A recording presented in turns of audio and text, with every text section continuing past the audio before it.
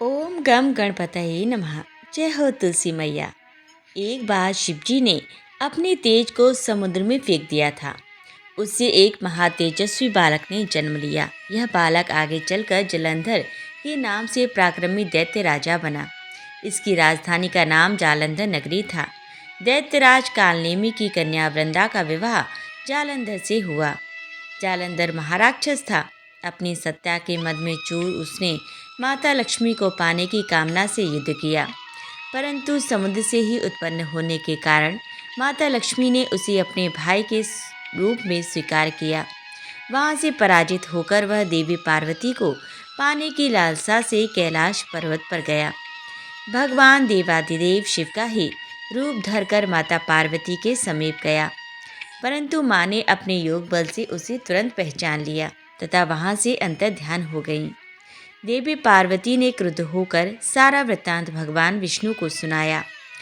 जालंधर की पत्नी वृंदा अत्यंत पतिव्रता स्त्री थी। उसी के पतिव्रत धर्म की शक्ति से जालंधर ना तो मारा जाता था और ना ही पराजित होता था। इसीलिए जालंधर का नाश करने के लिए वृंदा के पतिव्रत धर्म को भंग करना बहुत आवश्यक था। इसी कारण भगवान विष्णु ऋषि का वेश धारण कर वन में जा पहुँचे, जहाँ वृंदा अकेली भ्रमण कर रही थी। भगवान के साथ दो मायावी राक्षस भी थे, जिन्हें देखकर वृंदा भयभीत हो गई। ऋषि ने वृंदा के सामने पल भर में दोनों को भस्म कर दिया। उनकी शक्ति देखकर वृंदा ने कैलाश पर्वत पर महादेव के साथ युद्ध कर रहे अपने पति जालंधर के बारे में पूछा। ऋषि ने अपने माया जाल से दो बानर प्रकट किए। एक बानर के हाथ में जालंधर का सिर था तथा दूसरे के हाथ में धड़। अपने पति की यह दशा देखकर वृंदा मूर्छित होकर गिर पड़ी। होश में आने पर उन्होंने ऋषि रूपी भगवान से विनती की कि वह उसके पति को जीवित करें।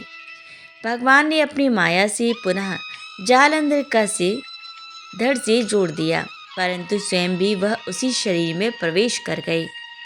वृंदा को इस छल का तनिक भी आभास न हुआ। जालंधर बने भगवान के साथ वृंदा पतिव्रता का व्यवहार करने लगी, जिससे उसका सतीत्व भंग हो गया। ऐसा होते ही वृंदा का पति जालंधर युद्ध में हार गया।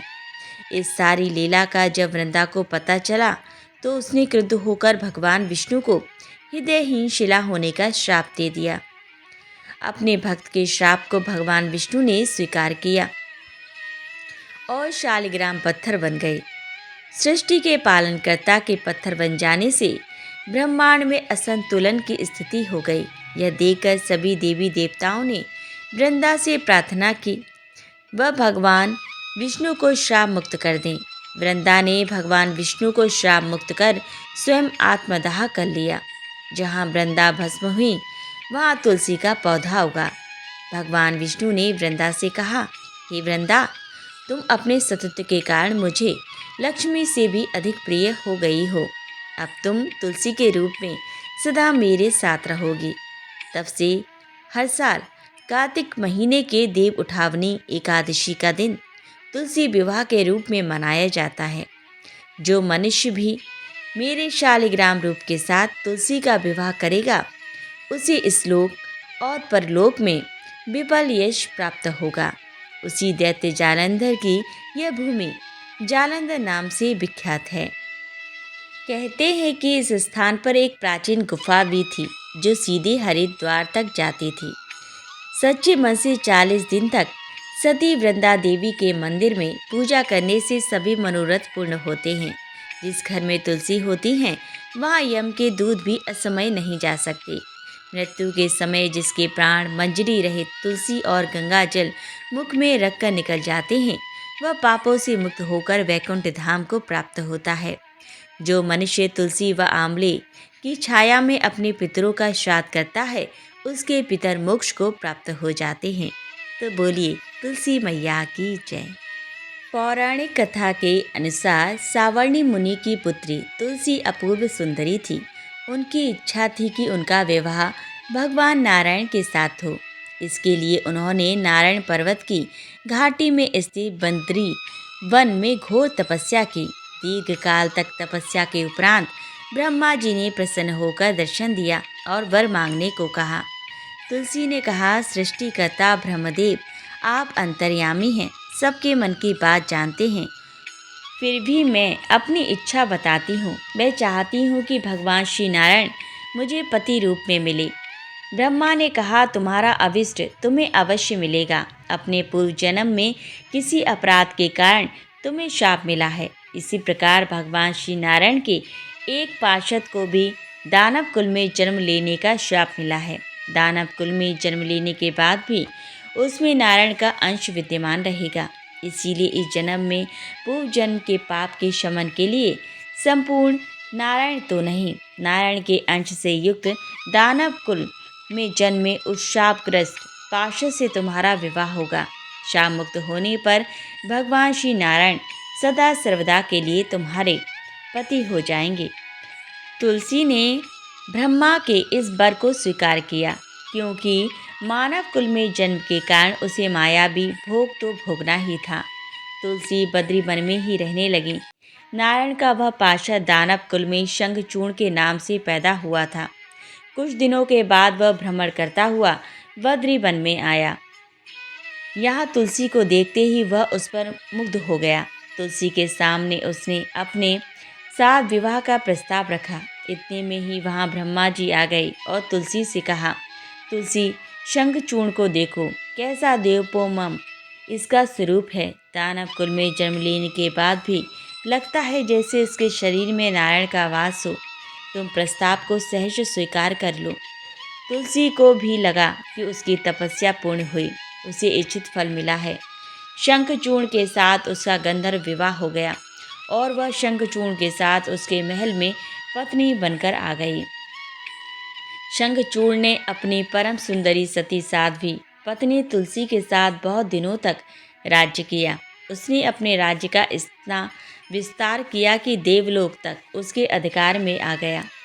स्वर्ग का सुख भोगने वाले देवताओं की दशा भिखारियों जैसी हो गई। शंखचूर्ण किसी को कष्ट नहीं देता था, पर अधिकार और राज्य छिन जाने से सारे देवता मिलकर ब्रह्मा, विष्णु और शिव की सभा में गए तथा अपनी विपत्ति सुनाई। ब्रह्मा जी ने कहा, तुलसी परम साध्वी है, उसका विवाह शंखचूर्ण से मैंने ही कराया था। शंखचूर्ण को तब तक नहीं हराया या मारा जा सकता है जब तक तुलसी को ना छला जाए। विष्णु ने कहा, शंखचूर्ण पूर्व जन्म में मेरा पार्षद था। शाप के कारण उसे दैत्य कुल में जन्म लेना पड़ा। इस जन्म में भी मेरा अंश उसमें व्याप्त है। साथ ही तुलसी के पतिव्रत धर्म से वह अजय है। फिर देवताओं की सहमति से भगवान शिव ने शंखचूर्ण के पास संदेश भेज दिया कि या तो वह देवताओं का राज्य लौटा दे या फिर उनसे युद्ध करे। शंखचूर्ण शंकर के पास पहुंचा। उसने कहा, देवादिदेव, आपके लिए देवताओं का पक्ष लेना उचित नहीं है। राज्य बढ़ाना हर राजा का कर्तव्य है। मैं किसी को दुखी नहीं कर रहा हूँ। देवताओं से कहिए वे मेरी प्रजा होकर रहे। मैंने आपका भी कोई अपकार नहीं किया है। हमारा आपका युद्ध शोभा नहीं देता। अगर आप हार गए तो बड़ी लज्जा की बात होगी। मैं हार गया तो आपकी कीर्ति बहुत अधिक बढ़ेगी। भगवान शंकर हंसे। वे तो सब रहस्य समझते थे। तुलसी और शंखचूर्ण के पूर्व जन्म के शाप की अवधि लगभग पूरी हो चुकी थी। बोले, इसमें कीर्ति और लज्जा की बात नहीं। तुम देवों का राज्य लौटाकर उन्हें उनके पद पर प्रतिष्ठित होने दो। युद्ध से बचने का यही एक उपाय है। शंखचूर्ण ने कहा, मैंने युद्ध के बल से देवलोक जीता है। कोई उसे युद्ध के द्वारा ही वापस ले सकता है। यह मेरा अंतिम उत्तर है। मैं जा रहा हूँ। ऐसा कहकर शंखचूर्ण चला गया। उसने अपनी पत्नी तुलसी को सारी बात बताई और कहा, कर्म भोग सब काल सूत्र में बंधा है। जीवन में हर्ष, शोक, भय, सुख, दुख, मंगल, अमंगल काल के अधीन हैं। हम तो केवल निमित्त हैं। संभव है भगवान शिव देवों का पक्ष लेकर मुझसे युद्ध करें। तुम चिंता मत करना। तुम्हारा सती तेज मेरी रक्षा करेगा। दूसरे दिन भगवान शंकर के नेतृत्व में देवताओं ने युद्ध छेड़ दिया। शंखचूड़ ने भीषण बाणों की वर्षा कर उनका वेग रोका। उसके प्रहार से देवता डगमगाने लगे। उसने दानवी शक्ति का प्रयोग कर मायावी युद्ध आरंभ किया। युद्ध स्थल पर वह किसी को दिखाई नहीं देता था, पर उसने अस्त्र शस्त्र प्रहार कर देवों को घायल कर रहे थे। देवगण अपने अस्त्र चलाएं तो किस पर चलाएं, क्योंकि कोई शत्रु सामने था ही नहीं। कई दिनों तक इस तरह भयंकर युद्ध चला। शंखचूड़ पराजित नहीं हुआ। तब शिव ने विष्णु से कहा, विष्णु कुछ उपाय करो, अन्यथा मेरा तो सारा यश मिट्टी में मिल जाएगा। विष्णु जी ने सोचा, बल से तो शंखचूड़ को हराया नहीं जा सकता, इसीलिए छल का सहारा लेना होगा। उन्होंने तुरंत अपना स्वरूप शंखचूड़ जैसा बनाया और अस्त्र शस्त्र से सुसज्जित हो तुलसी के पास आए। बोले, प्रिय, मैं युद्ध जीत गया। सारे देवता भगवान शंकर समेत हार गए। इस खुशी में आओ, मैं तुम्हें अंग से लगा लूं। पति को प्रत्यक्ष खड़ा देख तथा विजय का समाचार सुन वह दौड़कर मायावी शंखचूड़ के गले से लिपट गईं। इस प्रकार पति पत्नी दोनों ने आलिंगन हो खूब खुशी मनाई। पर पुरुष के साथ इस प्रकार के व्यवहार से उसका सती तेज नष्ट हो गया।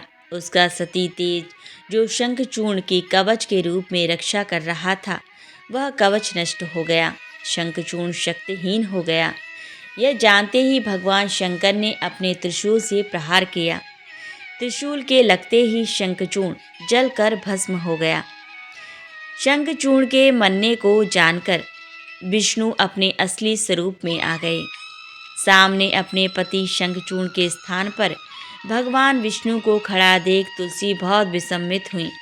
उसको पता लग गया कि स्वयं नारायण ने उसके साथ छल किया है। क्रोध में आकर उसने शाप दिया, एक सती स्त्री का सतीत्व भंग करने के अपराध में तुम हृदयहीन पत्थर हो जाओ। विष्णु ने तुलसी के शाप को शिरोधार्य कर कहा, देवी, तुम्हारे साथ शंखचूड़ के कल्याण के लिए मुझे ऐसा करना पड़ा। तुम दोनों को शाप मुक्त करना था। तुम भी अब शरीर त्याग कर तुलसी विरवा के रूप में जन्म लोगी और मेरी पूजा तुलसी दल से होगी। मैं शालिग्राम पत्थर बनूंगा। मेरे शीश पर तुम आदर से विराजमान होगी। तुम्हारे पति की हड्डियों के चूर्ण से शंख की उत्पत्ति होगी। उस शंख ध्वनि से देवताओं तथा मेरी पूजा आराधना होगी। जहाँ शंख ध्वनि होगी वहाँ मंगलमय मैं विराजमान रहूँगा। तुमने पूर्व जन्म में बद्री वन में मुझे पाने के लिए बड़ी तपस्या की थी। अब अगले जन्म में मैं नारायण प्रस्तर के रूप में बद्रीनाथ वन में स्थापित होऊंगा और मेरी पूजा अर्चना फल फूल से ना होकर तुम्हारे तुलसी दल से होगी। मेरे शीश पर विराजमान होकर तुम मुझसे भी ऊंचा पद प्राप्त करोगी। तब से तुलसी जी की पूजा सभी करने लगे और तुलसी जी का विवाह शालिग्राम जी के साथ कार्तिक मास में किया जाता है। देव उठावनी एकादशी के दिन इसे तुलसी विवाह के रूप में मनाया जाता है। तुलसी विवाह में वे सभी चीज़ें शामिल करें जो एक विवाह कराने में ज़रूरी होता है। जिस तरह के विवाह में लाल चुनरी का होना आवश्यक माना जाता है, उसी तरह से तुलसी विवाह में लाल चुनरी का प्रयोग होना चाहिए।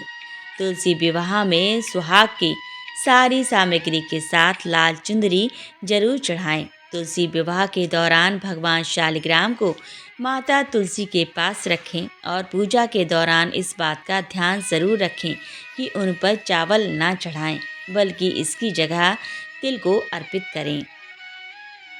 एक बार भगवान विष्णु ने उनकी प्रिया लक्ष्मी जी से आग्रह के भाव में कहा, हे भगवान, अब आप दिन रात जागते हैं, लेकिन एक बार सोते हैं तो फिर लाखों करोड़ों वर्षों के लिए सो जाते हैं तथा उस समय समस्त चराचर का नाश भी कर डालते हैं। इसीलिए आप नियम से विश्राम किया कीजिए। आपके ऐसा करने से मुझे भी कुछ समय आराम का मिलेगा। लक्ष्मी जी की बात भगवान को उचित लगी। उन्होंने कहा, तुम ठीक कहती हो। मेरे जागने से सभी देवों और खासकर तुम्हें कष्ट होता है। तुम्हें मेरी सेवा से वक्त नहीं मिलता, इसीलिए आज से मैं हर वर्ष 4 मास वर्षा ऋतु में शयन करूँगा। मेरी यह निद्रा अल्प निद्रा और प्रलयकालीन महानिद्रा कहलाएगी। यह मेरी अल्प निद्रा मेरे भक्तों के लिए परम मंगलकारी रहेगी। इस दौरान जो भी भक्त मेरी शयन की भावना कर मेरी सेवा करेंगे, मैं उनके घर तुम्हारे समेत निवास करूँगा। तो प्रेम से बोलिए तुलसी मैया की जय। भगवान विष्णु माँ लक्ष्मी की जय। हर हर महादेव।